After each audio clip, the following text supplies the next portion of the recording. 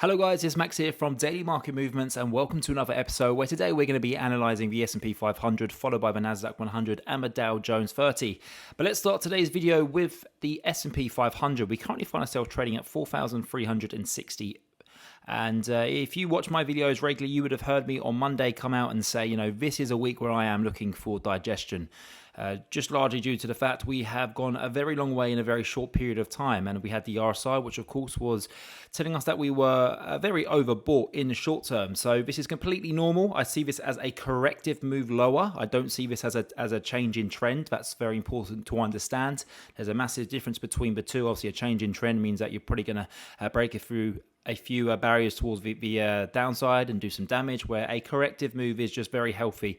As the old saying goes, the market walks up in stairs. It's not a straight line. So this is perfectly normal. I think that, if we zoom in on a slightly shorter time frame, this is something that I was obviously sharing with you earlier on this week, that we could potentially go and test the bottom of this uptrend. So that would indicate a move down towards 4,340. I think that this is going to be an area where you will find a initial area of support. And if you were to break that, then of course we look to the fib line with the 0.61 fib area, which is at around that 4,313 area. So there's lots of support just below where we're trading at this moment in time. So again, I don't see this as a change in trend. I had been anticipating for this, and in fact, I actually said to my signal team at the start of the week that this is a week where I'm looking to put money to work, and we started doing that yesterday.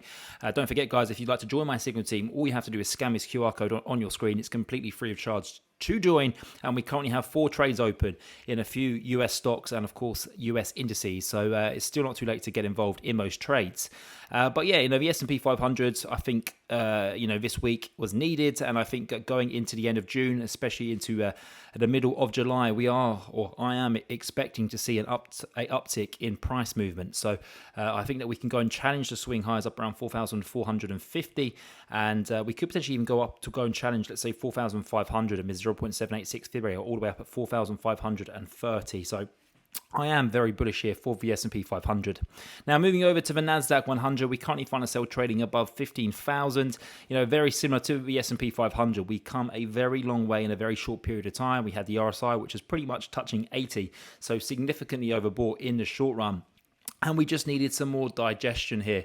Again, if we go into a shorter time frame, let's go on the 2-hour time frame, for example, we get a trend line, and we kind of just see the trend line that we're in. And similar to the S&P 500, we've actually gone down and touched this area of support, and we've bounced off it. So I think if we can break above this 50-day EMA here on the 2-hour chart, then we're likely to go back up towards the swing highs of last week. So I really do like buying with dips here in the Nasdaq100. We're continuing to see polls coming from Bank of America yesterday, for example, which showed a record amount of inflows going into the market, and most of those inflows was in fact in technology. So investors, the smart money, the hedge funds, the banks, they're injecting their clients' capital into the areas of the market which have been working so far this year. There hasn't really been that much inflows into the likes of energy, which has massively underperformed, or financial names. It's actually been in the strongest areas of the market, and with that being the case, I do believe that we're going to see a more focused performance here in the Nasdaq100, where we can eventually go up and break above this 15,300 barrier, and really go and give it a go to go and target those all-time highs that we achieved, of course, back in late 2021. But then moving over to a DowJones30, I think this chart is very important. Yes, we are seeing a record amount of inflows flowing back into the parts of the market which have worked. But, I think it's important to understand that the 2 largest stocks here in the DowJones30 are, of course, Apple and Microsoft. So they represent a very large portion of a DowJones30. And with that, I think that you will still get money that does try and go into the areas which haven't yet shined, the likes of energy and financials. And we've already seen that over the past couple of weeks. We've seen a broadening out in this rally, and I do expect this to continue. Looking at this chart from more of a technical perspective, what I see right now is a clear typical technical movement. We've got the neckline here. We've broken above it in recent trading sessions, and we're now back testing it as the new support in this market. If we can get rejected here and bounce back higher, then I think we go and target the swing highs up at around 35,000. If we can break above that, guys, then we really could be looking at a retest of the all-time highs here for the Dow Jones 30, which sit at around just shy of 37,000. So I really do like the setup here in the US stock market. I think that, for the next 3 to 4 weeks, we are poised to see some more gains. I think it's very important to understand from mid-July all the way through to the end of August, from a seasonal perspective, things do start to cool off a little bit. But from the end of August all the way through until the end of the year, from a seasonal point of view, and also from presidential cycles, that time frame is very bullish for the stock market, and the hedge funds, the smart money, they will be fully aware of that.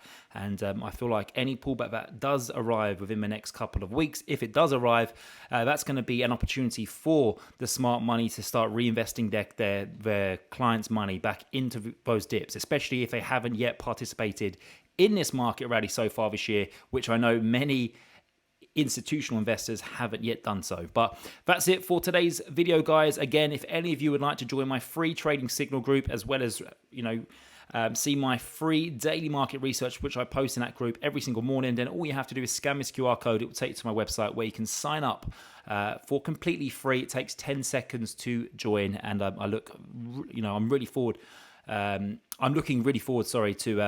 greeting you all over in that group chat.